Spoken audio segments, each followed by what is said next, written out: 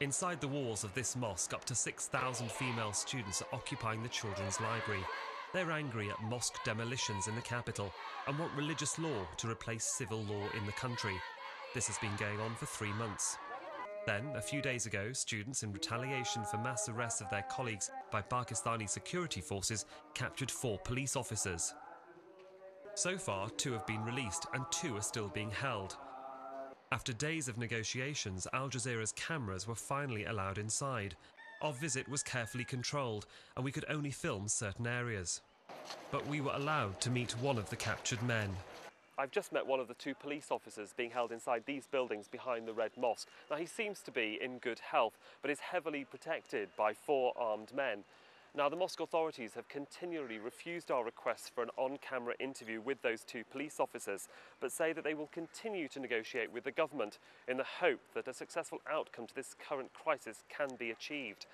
But given the students' mood, that may be difficult. The students here are taught religious education. They range from age 6 upwards and hail from the poorest parts of Pakistan.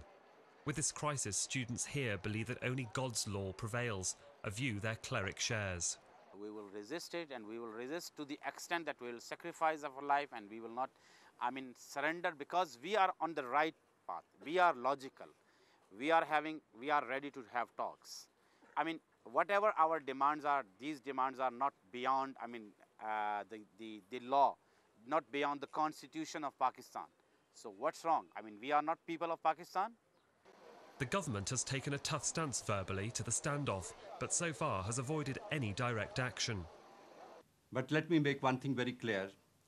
There shall be no trade-off.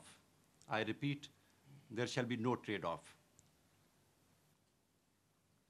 Despite all these provocations, the government would not launch an operation against Lal Masjid and Jamia Hafsa for reasons of sanctity of the mosque and for safety of the female students, but shall retain this option as a last resort. With such words, the crisis continues, and with students willing to fight to the death and the government wishing to avoid public clashes, the outcome feels equally unpredictable.